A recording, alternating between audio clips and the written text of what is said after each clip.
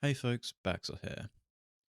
As is the theme for the minute for me, I'm going to be trying my best to put some ideas forwards on today's topic of itemization, and we'll be remaking this video at a later date once the game is either in open beta or it's been released. But for now, this should serve as a good framework for most players who are struggling with itemization in the game. How you build your hero is one of the markers of a great player. Being able to assess each phase of the game and purchase the correct items for each moment is the core principle you should be following to achieve this. Without a lot of experience, though, that can feel like completely empty advice. So rather than try and figure out a way to describe the ethereal nature of figuring out the perfect item in any situation, we're just going to go through some examples first. And then what I'm going to do is I'm going to tell you my secret sauce on how I like to find the best builds for whatever hero I'm learning or playing at the time. So before we discuss this, everything I do describe for these examples, it's based on the meta. So this isn't going to be correct in a week or a month's time. At some point, it's going to age out, but the ideas and the principles that we're going to touch on should always still be relevant to any MOBA, to be honest. Okay, so let's talk about Wraith. She's my main, so this is what I know best. So Wraith's main goal is to purchase DPS. That's what she cares about, that's what she likes. Now, the way she would do that is these items here on this screenshot. Is things like Quicksilver Reload for an early game DPS increase, and it enables her to stop having to reload all the time. Tesla Bullets, this is a great damage power spike, and it gives you lots of farming speed. Surge of Power makes your cards hit like a truck, and again, more fire rate makes you build cards quicker, and it makes you do more DPS as well. And then Mercurial Magnum, continuation of Quicksilver, just gives you more DPS overall. And then Boundless Spirit, and that's when your cards start exploding people. Now, unfortunately, this core of damage items, you can't just build it. Wraith is quite typically a weak laner. It's very hard to get her off the ground and running, and that's her first hurdle in every game.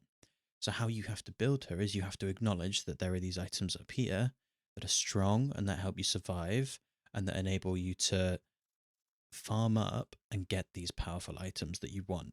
So what you would typically do in a build is you would pick a select amount of these top items here that are appropriate for your game, whilst trying to fit in as many of these as soon as you possibly can. That's kind of the idea of how to build most carries, to be honest. You want to buy as few of these as you're allowed to get away with, while still being resilient and still being able to sustain all of the damage that you could potentially take, so that you're always on the map and being able to farm as much as you can. But this, I'm going to have to hold your hand whilst I say this. For carries, you can only build so much damage. Now, I see time and time again there'll be players who are just building damage item after damage item. Maybe they'll buy a few defensives here and there, but they're on 50k souls and they've got no utility. So it's really important to take note of what these survival items and utility items are that you can purchase on your hero once you've got this core of damage. So in Ray's case, debuff remover is fantastic. It just clears any debuffs that you have. Anything like a Mo Sandblast can absolutely ruin your day, but if you have this item, all of a sudden, their thought process as an enemy is, oh, I've disabled this Wraith, I've got time to jump them, I've got time to run away, whatever it may be.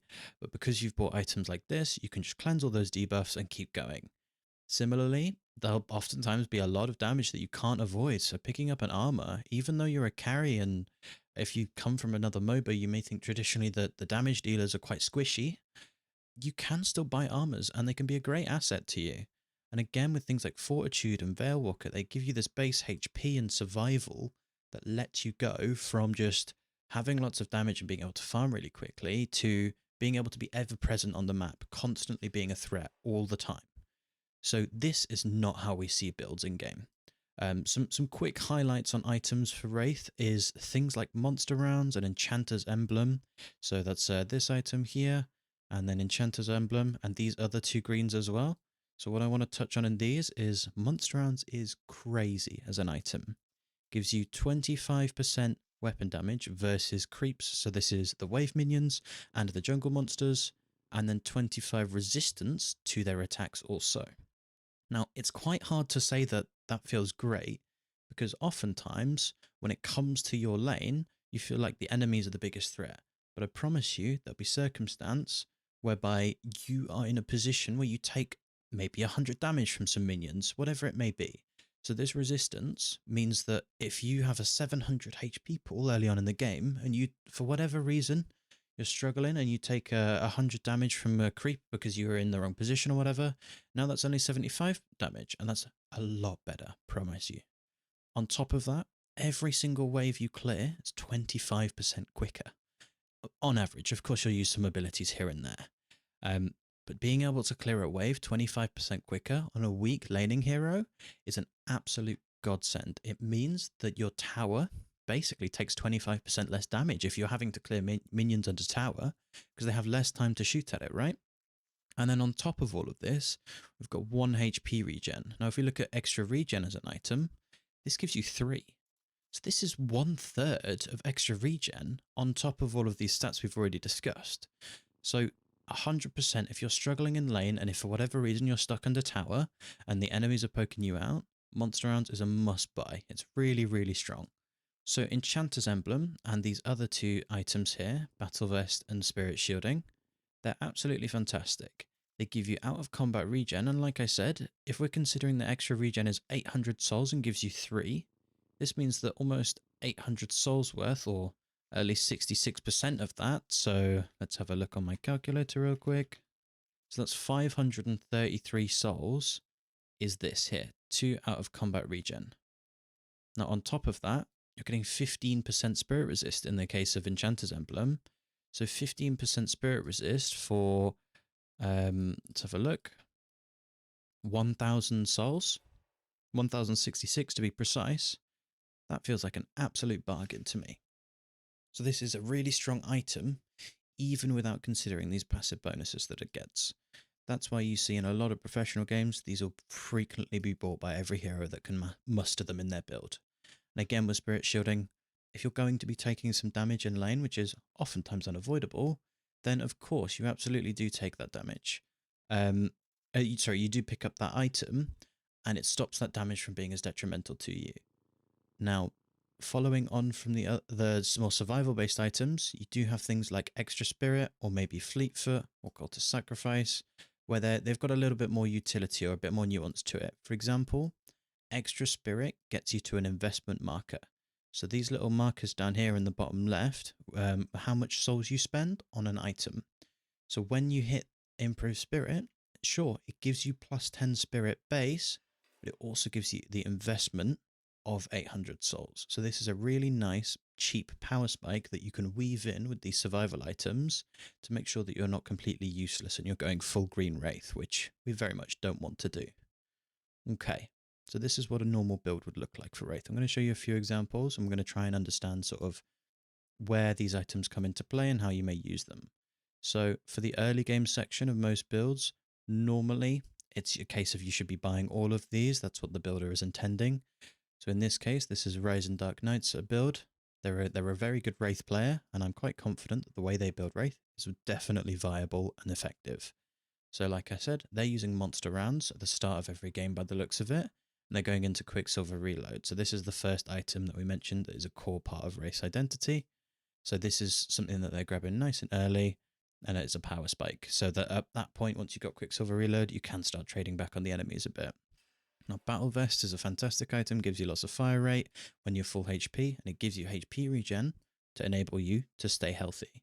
And Tesla, like it says on the notes here, this is a power spike item as well. So once you have these 4 items, you're quite strong. Now, things like Bullet Resist Shredder mean that you've got a bit of gun damage early on, and Swift Striker means that you can build cards quicker. And then Fleetfoot, this gives you a little bit more bullet resist, and it gives you sliding, which will mean that you don't have to reload your magazine as often. Then again, Surge of Power, this is a core damage item, like we've highlighted over here. And then Fortitude, this is often a core item for Wraith because she's very squishy without it. So it's no surprise to see this here, and of course it keeps you on the map permanently, so long as you don't die, because you can always heal up to full by doing a box run or just staying out of combat for 14 seconds and it'll start healing you. And then what we go on to see here is we've got situationals. So these are things like Spirit Shielding and Enchanter's Emblem, like I mentioned before. These are great items for defense. Escalating Resilience is a tier 3 item that gives you lots of armor and ammo size. So that sort of caters into what Wraith likes to do. And then things like Slowing Hex and Suppressor and Healbane, these are much more situational, I would argue. These are things where it's a hero specific matchup where, for example, you know for a fact you need to kill somebody or you need to be able to run away from somebody, so you take slowing hex or suppressor to counter somebody with high mobility or somebody who's got a fast fire rate that you just can't compete with the DPS, so this is a cost effective way to reduce their DPS. Okay. And then for these mid-game items, we've got power spikes here with Mercurial Magnum. Capacitor is also another power spike. Spirit Lifesteal, so that you've got some more endurance. It gives you a lot of healing once you max out your 3 and your bullets start doing spirit damage on top of your Tesla and on top of your cards. And then Burst Fire is a fantastic power spike item. And then things like Boundless Spirit and even Toxic Bullets. Again, this is more damage. This is damage, damage, damage. So what you would probably do with this sort of build, where the core absolutely gives you some survivability, and we can see that with these items. But with this mid-game section, this seems to be all powerful damage items. So you're going to have to supplement it with either some situationals from over here or some from over here. So this is Counterspell, Spirit Resilience, Debuff Remover, Spellbreaker. It's highly likely that once you buy, say for example, Capacitor, once you've got 1 or 2 of these, that you'll actually have to hop off of this track, stop going from left to right, and try and purchase one of these to make sure that you can deal the damage that you need to deal to be useful. Another example of a build, this is Play With Me's build. I've never run this, so I can't exactly speak on how effective it is, but you can see that this is a little bit more simplified. You've got much less sort of right-hand side optionals, and it's much more left to right with a few optionals at the bottom. They've put every section as optional, but I think that's just because they like the color of the background, to be honest. So from what I can see here, extra regen, Quicksilver, monster rounds, extra health, Enchanter's Emblem. So this is all to help you live the lane, right? And then these items here, Swift Striker, this is to give you a little bit of early damage. And Fleetfoot, again, it's a bit of both, so it gives you some slow resistance and speed, movement speed when you cast the active item. So it lets you prevent reloading and use the infinite ammo from sliding. But again, it is defensive. So this is how you get out of lane, basically, with these items. And then we can see here, we've got slowing bullets to keep the enemies in place. Fortitude, so that we can stay on the map and farm more. Surge of Power as a power spike. They've even put Debuff Remover in the core, so just, like I said, it's a really great item. And Mercurial Magnum for that power spike again. And then Improved Spirit and Boundless. Your cards are really, really hitting hard at this point.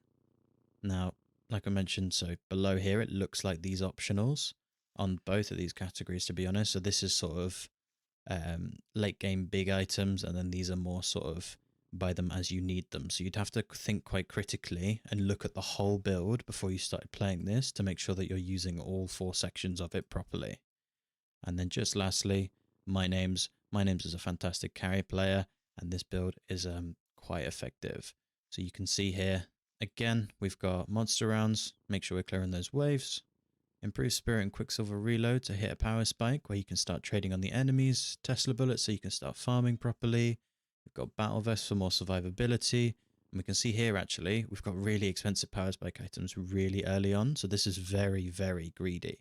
But if you can pull it off, then you can farm and farm and farm when you've got these like high damage items. So it might be a case of, compared to, for example, like Play With Me, where there's lots of safety built into the first portion of the build, that you have to be quite conscious that you're not as resilient whilst playing these sorts of builds. Okay, and then of course you've got things like Cultist. It's a really strong item right now. This is very meta. Same as Veil Walker. This is a very meta item. Lots of high-elo players use it all the time, especially in professional play. Okay, so that about covers it for how I would think about building Wraith.